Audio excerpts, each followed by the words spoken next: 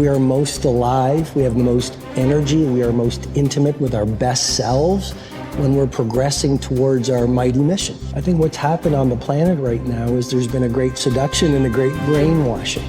When we are kids, we want to be astronauts. We want to do all our dreams. And we're full of curiosity, and we're loving, and we're passionate, and we're strong. We're not afraid to be ourselves. But as we leave the perfection of childhood, the hypnosis and the brainwashing begins. Be reasonable. So that's our nature, but our parents give us limitation based on their limited psychology. And don't sing too loudly, don't dream too big, don't be too passionate. As we've left who we truly are, we've contracted. And now it's all about staying safe in the world versus going out there and letting our brilliant, our primal genius shine. And a lot of people just have stuffed that pain of disappointment and their doubt really deep inside, and they just are addicted to distraction and escapes because they don't want to deal with their potential that they've denied. What's the most important key to success? I think it's hunger.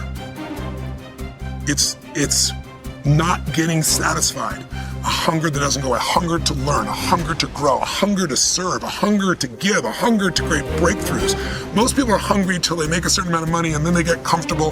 And there's nothing wrong with that, but it's not about the money. It's not about the business. It's about your growth. Because every one of us either grows or dies. People ask me all the time, what does it take to be happy? I say one word, progress. Progress equals happiness, because achieving a goal feels good for how long? A week, a month, 3 months, and then there needs to be something else. And the reason for something else is because you gotta grow. I want to find more, all I can. And in that sack of you have to dive in that to find more. Because if you're not willing to go in there and face yourself, not gonna find anything. You can live right here on surface, man, right here on surface. So if there is an ending to this world and there is somewhere to go and there's a judgment, you're gonna get there and you might see a chart. And that chart may tell you who you should have been. And now you get the rest of your life to think about that. Man, I could have lived a much better life if I just would have just suffered a little bit more. Success is not gonna show up at your front door and knock on it and say, here I am. It's not coming to look for you. In fact, success is not thinking about you. Success is already doing its job. You got to be willing to do your job. Each and every day that you are breathing in this world, each and every day that you are doing something in this world, you should be focusing on getting better, not worse. You should be understanding that, hey, I can't be this same person on a day in, day out type of way. I got to keep focusing and going further and going harder and going stronger and pushing myself till there's nothing else left to push forward. So now's the time for you to hit the gym of your life and start exercising your self-discipline muscle. No more talk, no more excuses. From this moment forward, it's all about massive execution. Will there be days that you don't feel like it? Yes. Will there be days that you want to stop? Yes. Will there be days that you want to give up? Yes. Will there be days that you want to quit? Yes. Listen to me. Quitting is never an option. We've all bought into a lie.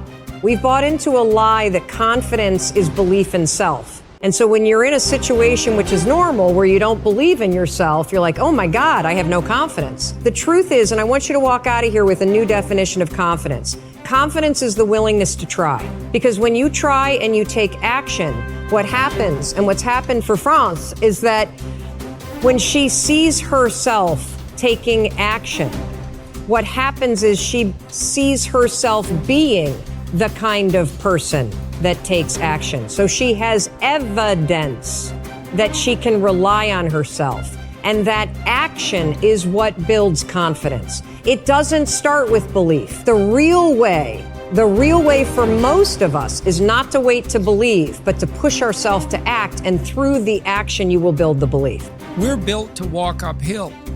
And when you reach the pinnacle of the hill, you want to stop and appreciate the vision, but the next thing you want is a higher hill in the distance, because it's the uphill climb that it's from the uphill climb that we derive our value, and I mean this technically.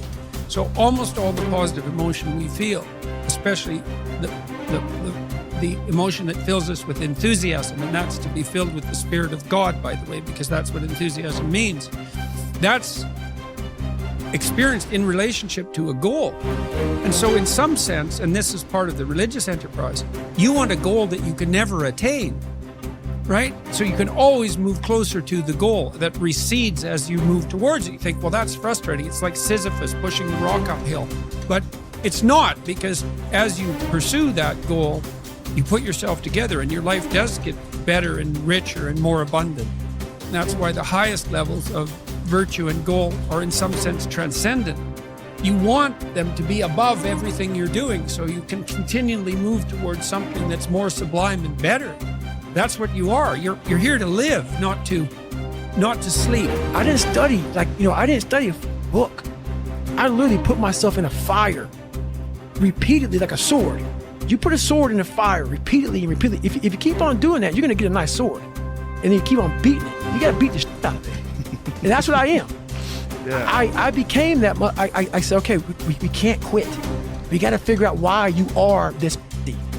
Why are you this, man? What is wrong with you? What's going on here? So I kept on putting the sword back in the daggone fire, and I just beat it harder.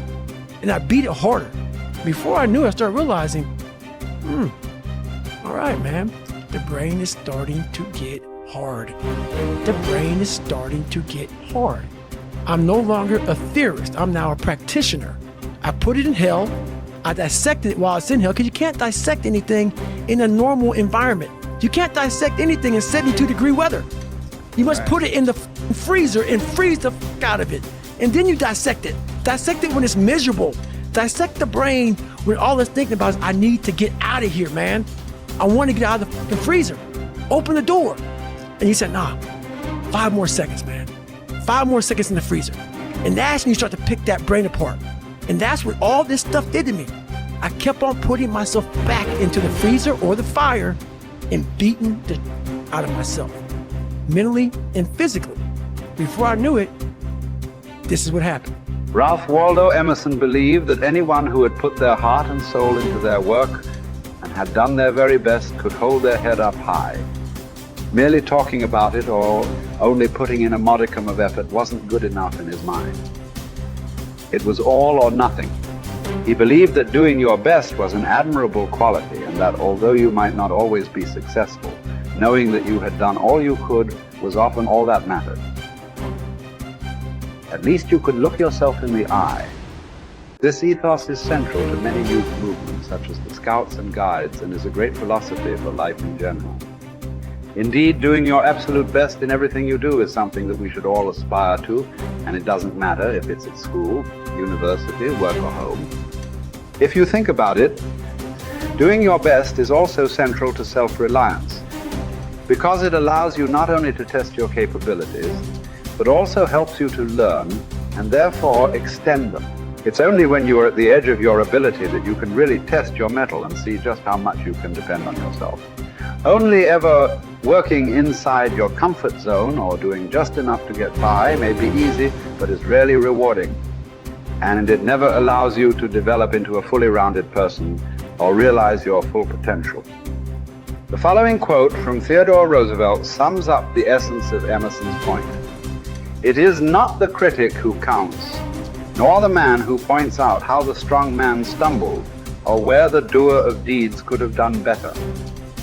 The credit belongs to the man who is actually in the arena, whose face is marred by dust and sweat and blood, who strives valiantly, who errs and comes up short again and again, who knows the great enthusiasms, the great devotions, and spends himself in a worthy cause, who at the best knows in the end triumph of high achievement, and who, at worst, if he fails while daring greatly, so that his place shall never be with those cold and timid souls who know neither defeat or victory. When you are working on your next task, give it your full concentration and really put the effort in to produce the best possible end result. Even if it doesn't lead to glittering success, you should be proud of yourself for doing your very best. No man fails who does his best.